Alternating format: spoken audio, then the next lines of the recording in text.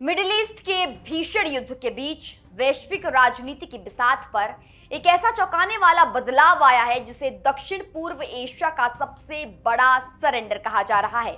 जहां ईरान परमाणु स्वाभिमान के लिए अमेरिका से सीधी जंग लड़ रहा है, वहीं दुनिया के सबसे बड़े मुस्लिम देश इंडोनेशिया ने वॉशिंगटन के साथ एक ऐसा रक्षा समझौता किया है जिसने खुद उसके अपने विदेश मंत्रालय में बगावत के सुर पैदा कर दिए हैं। क्या इंडोनेशिया अपनी संप्रभुता का सौदा कर चुका है?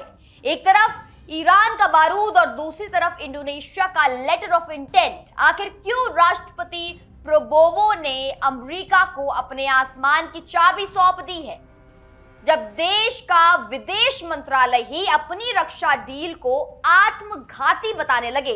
तो समझ लीजिए कि पर्दे के पीछे कुछ बड़ा खेल चल रहा है।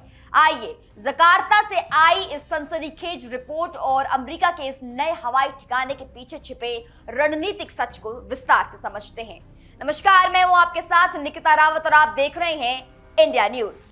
इंडोनेशिया और अमेरिका के बीच होने जा रहे इस रक्षा समझौते का प्रारूप खुद इंडोनेशिया की रक्षा मंत्री और अमेरिकी रक्षा मंत्री पीट हेग्सेथ ने तैयार किया है। इस डील की सबसे विवादित शर्त यह है कि अब अमेरिकी फाइटर जेट्स बिना किसी पूर्व अनुमति के, बिना किसी परमिशन के इंडोनेशियाई हवाई क्षेत्र में न केवल उड़ सकेंगे बल्कि लैंड भी कर सकेंगे। इसे रक्षा विशेषज्ञ इंडोनेशिया की आजादी पर अमेरिकी पहरा मान रहे हैं। अमेरिकी मीडिया के मुताबिक इस डील के कई गुप्त हिस्से अभी सार्वजनिक नहीं किए गए हैं, जो भविष्य में अमेरिका को इंडोनेशियाई जमीन का इस्तेमाल अपने सैन्य उद्देश्यों के लिए भी करने की छूट दे सकते हैं। इस समझौते ने इंडोनेशिया के भीतर एक अनोखा संवैधानिक संकट पैदा कर दिया है। पहला, विदेश मंत्रालय का विरोध। रॉयटर्स के मुताबिक इंडोनेशिया के विदेश मंत्रालय ने रक्षा मंत्रालय को पत्र लिखकर इस डील को क्षेत्र के लिए खतरा बताया है। उनका मानना है कि इससे क्षेत्रीय तनाव बढ़ेगा और इंडोनेशिया की जो गुटनिरपेक्ष छवि है वो खत्म हो जाएगी। दूसरा, जनता का गुस्सा। फरवरी 2026 में अमेरिका के साथ हुई टैरिफ डील के बाद से ही राष्ट्रपति प्रोबोवो का विरोध रहा है। देश के 65 बड़े संगठनों ने इस सरेंडर के खिलाफ याचिका भी दायर की है। सवाल उठता है कि अमेरिका के लिए इंडोनेशिया इतना जरूरी आखिर क्यों है? तो क्यों है, उसके बारे में चर्चा कर ले। इंडोनेशिया दक्षिण चीन सागर और हिंद प्रशांत महासागर के केंद्र में है।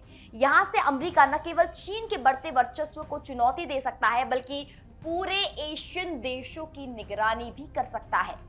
दूसरा, अगस्त 2025 की बगावत के बाद राष्ट्रपति प्रोबोवो पूरी तरह ट्रंप के करीब आ गए हैं। गाजा शांति मिशन के नाम पर इंडोनेशिया ने अपने 8000 सैनिक भेजने का भी ऐलान किया है, जिसे विशेषज्ञों ने अमेरिका को खुश करने की रणनीति बताया है।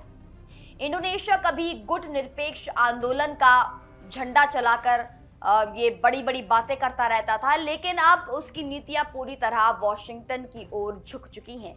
जकार्ता पोस्ट के विश्लेषक एरिक जोन्स का कहना है कि प्रोबोवो राष्ट्रपति ट्रंप को खुश करने के चक्कर में इंडोनेशिया की रणनीतिक स्वायत्तता को दांव पर लगा रहे हैं। अब देखना यह है कि क्या इंडोनेशिया की जनता और उसका विदेश मंत्रालय इस सरेंडर को हकीकत बनने देंगे या जकार्ता की सड़कों पर फिर कोई नया विद्रोह देखने को मिलेगा। तो दोस्तों, आप देख रहे हैं कि किस तरीके से एक मुस्लिम देश ईरान है जो लगातार अमेरिका का डट कर सामना कर रहा है, एक के बाद एक प्रहार करे जा रहा है, और दूसरी तरफ इंडोनेशिया है। आबादी के मामले में सबसे ज्यादा मुस्लिम इंडोनेशिया में है और ये ट्रंप के साथ हमें मिलते हुए दिख रहे हैं। किस तरीके से अपना पूरा का पूरा एयर जो पैसेज है वो इस्तेमाल करने का परमिशन यहाँ पर दे दी गई है यूएसए को।